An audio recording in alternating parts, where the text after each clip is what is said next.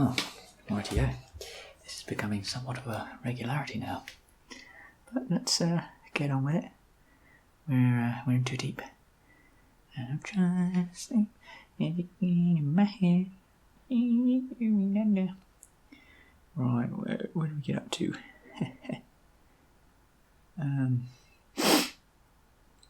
I can't actually remember. We did the natural thing, didn't we? Yeah, we did that. I think we're here. Okay, many parallels can be drawn between the topics of veganism and the abolition of slavery, in that a lot of the arguments that were used in defence of slavery could be used in a similar way to defend eating meat derived from conscious beings that can suffer. Vegetarianism could be compared to being opposed to outright slavery, i.e. owning other humans as your loyal slaves, whilst outright veganism could be likened to taking that opposition further to the point of also refusing to take part in the use of sweatshop factory manufacturing. This idea that religions are open to interpretation and the radicalist groups are abusing and manipulating the texts are teaching the true meanings.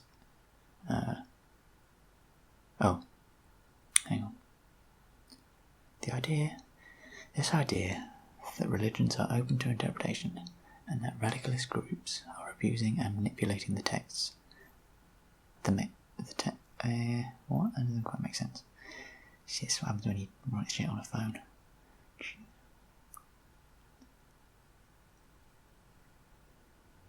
Okay, well, basically, radicalism is not the correct interpretation of the text, whatever. If interpretation is fair game, who is to stop me from interpreting the text in whichever way I see fit? And who is to tell me my interpretation isn't the true religion? So basically, obviously I don't interpret the text, but if I were to just all of a sudden say, fine, I'll interpret the text to mean this, blah, blah, blah, blah, blah, then what logic can you cite to tell me my interpretation is wrong if that's exactly the same tack you're taking? And who is to tell me my interpretation isn't the true religion? You may say, well, your interpretation isn't the true one because there isn't a big enough following. By which logic, surely ISIS are preaching a fairly true interpretation. If it's a matter of desperately trying to interpret and reinterpret the text to fit your existing superior morals, get rid of the text. They're all shit, all of them. Write a new one for all I care, so long as you don't say its word is final till the end of time. It'd be almost impossible to do a worse job than the existing text. In fact, the picking and choosing you have to do to retain the ancient scripture could be used far better to replace the ancient texts. Keep the best bits, get rid of the shit ones, add the obviously beneficial ones that are missing, and then call it a new text. I strongly believe that the vast majority of people who claim to practice religion haven't ever considered what they actually believe about reality. Do these people really believe, and I mean really, that there is a magic man in the sky with the power to manipulate reality in whichever way they please, and, in many cases, well, all in fact, chooses not to utilise these powers to combat atrocities both committed by humankind and otherwise? I am certain that when they face this question, it triggers a preset in their brain that's methodology is somewhat along the lines of, he's talking about miracles. I know what I think about those. I think they're real. And at no point does the question reach the inquisitive or rational parts of their mind. If they could only be made to repeat the question in their heads and force themselves to come up with an original response, they may be caused to question what they actually believe to be true. What about their experience of the world causes them to believe such things are possible? Do they believe that magic is real? Magic is far more plausible. Magic tricks can be performed at any moment that will cause you to, without prior knowledge of the true nature of the trick, swear unequivocally that what occurred was impossible. However, without fail, when it is revealed how the trick was in fact performed, in accordance with all the perfectly logical parameters of reality, the veneer is lifted. It becomes clear that the effect was an illusion which capitalized upon the limited ability of your brain to process all the information in its entirety. Religion can't even offer these demonstrations in the first place. There isn't anything to disprove. There simply isn't any evidence that could lead a logical person to believe that the impossible is possible. I will admit that it is true that the true nature of reality may be hidden from us on account of the limited range of the sensory organs with which we are equipped. We are not sensitive to the full range of the electromagnetic spectrum, for example. Nonetheless, we are aware that it exists, and we have evidence for that, and can design equipment that can attest to that claim. It is also true that it is possible that there are aspects of the true nature of reality outside our comprehension. However, given the lack of evidence to support or refute this claim, We can only go as far as to say that there is a possibility of something, not that there definitely is something, and that we know what it is and how it works, without any evidence to support these claims. This is precisely where religion goes wrong. We can only claim to know what we can show we know. We cannot claim to know what we can only imagine to be. People may confuse the impossibility of free will and the controlled randomness and non-dependence on script aspects of consciousness to conclude that one contradicts the other. This is not true. Determinism and the consequent impossibility of free will dictate that a person's response to a stimulus will be the same if every variable imaginable were in the exact same orientation relative to the system as a whole and the stimulus repeated in the same system. Consciousness governed by controlled randomness states that in different systems and under minor changes to variables, a conscious being's response to that stimulus will differ by a similar degree of variation to the change in variables.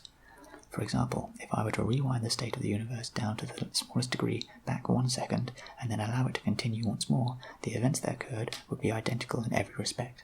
If, however, I were to be put in the exact same situation as I was 1 second ago in a different location, my response to the situation would be influenced by the events that occurred to alter my setting. The best approach to creating consciousness is basically to eliminate all the things we know would not constitute a conscious being. The script example being the most obvious case. And then, once we knock out everything we can, what we have left is our best approximation for what consciousness consists of. I realise the contradiction with my aversion to creating AGI in our own image. However, the scenario here is slightly different. We are the most intelligent species we know of, and we also presume the most conscious. We therefore are attempting to emulate the best version we know of with respect to consciousness. This is not the case for the vessels that house our minds. We know of more physically adept animals than ourselves, and know of many materials that are far more durable and diverse than the biological matter we are made of. Also, we would in fact assume that we are creating a superior conscious being. Just as we know we can create superhuman AGI Go players and calculators, we also know that we can build machines that can detect parts of the electromagnetic spectrum our bodies cannot. It follows then that AGI will have a wider access to stimuli so long as we are able to mimic the human's level in every other respect. If we achieve human level as the baseline, the advanced equipment and processing abilities that come with being an AGI can only serve to enhance their capacity for experience. People don't seem to be able to accept that love and compassion are completely logical. They have a view of logic being an emotionless robot, and I don't think science fiction has helped in this regard, Spock being the talisman in many people's minds for logic. This is not the case. Whilst each individual is not required to derive the logical reasoning of love and compassion before they can partake in it, the reason they don't have to do this is because the justification has been done for them by evolution and natural selection. Love and compassion are beneficial processes for proliferating one's germline. It might also be true that rape can be justified logically. This is only true to a certain extent, and so relies on incomplete logic. Whilst rape does make sense in terms of spreading genes and is a way of immediately inseminating a partner, it also limits the influence of the crucial selection part of natural selection. So if the most universal purpose we can come up with, at least the best one I can, is to strive to bring about the most, both in quantity and duration, good conscious experiences, and minimise the bad, one's purpose for their lifetime becomes to seek the path that will provide the greatest yield, the highest net gain of good conscious experience for all conscious beings in or ever will be in existence. The purpose of one's life, therefore, extends beyond one's lifetime. If what gives an individual the most elation and satisfaction is murder, they must sacrifice their own positive experience for the rest of conscious existence. If one dedicates their life to a specific scientific endeavour that they know would have a vast positive influence on the overall conscious population of the universe, but fails to see the actual influence take effect in their lifetime, they must find comfort in knowing their contribution was significant in the larger timeline. Similarly, there will be some cases where the positive influence could be implemented immediately, but doing so would hinder the profit in the long run. Perhaps this can be said for the Buddhist approach to living in the moment and losing attachment. This can be viewed as a somewhat selfish path when one dives beneath the surface. Detachment from dependence on the outside world and finding inner peace is probably a good ultimate goal for the collective, but the earlier one finds oneself travelling down this path, perhaps they reduce the likelihood of them assisting others in finding the same satisfaction. It is not those with many possessions that would benefit most from not wanting them, but those who have none in the first place. I guess the complexity with which this entails seems to advocate the simplicity of religious texts. The idea of listing some of the key attributes people should strive for in order to achieve this goal is a good one. It does not, however, require a supernatural being or divine creator to enforce it.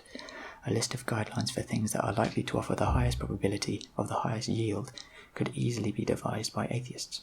Not to say that many points won't be in accordance with the points religion didn't get wrong, love thy neighbour being an example. So basically the ultimate goal, or maybe the goal that we should strive for, is to raise the basal level of good conscious experiences as high as it can go. If your true religion requires you to interpret text in a certain way, and it can be equally legitimately interpreted another way, you cannot claim your interpretation to be the true religion. When posed with the question, if you had to kill, emphasis on the had, not killing is not an option. Either a loved one or a complete stranger, it is critical who the loved one is and who the stranger is. The ultimate decision comes down to, do you consider the loved one a better person than the average person? Also, the identity of the stranger matters because their appearance may give some clues as to their relative value. If they have swastikas tattooed all over their face, it may be fair to assume they're not the most valuable member of society. If no information can be gathered from the stranger's appearance, you must work with all the information you have, which leaves you to decide whether you consider the loved one a better person than the average population. Okay, alright, that's some more words out of my stupid mouth. Don't really know why I do this. Yeah, well, maybe when I'm dead, people can look back and get an idea of what was going on in my brain, when I wasn't telling them what was going on in my brain. Okay, bye now.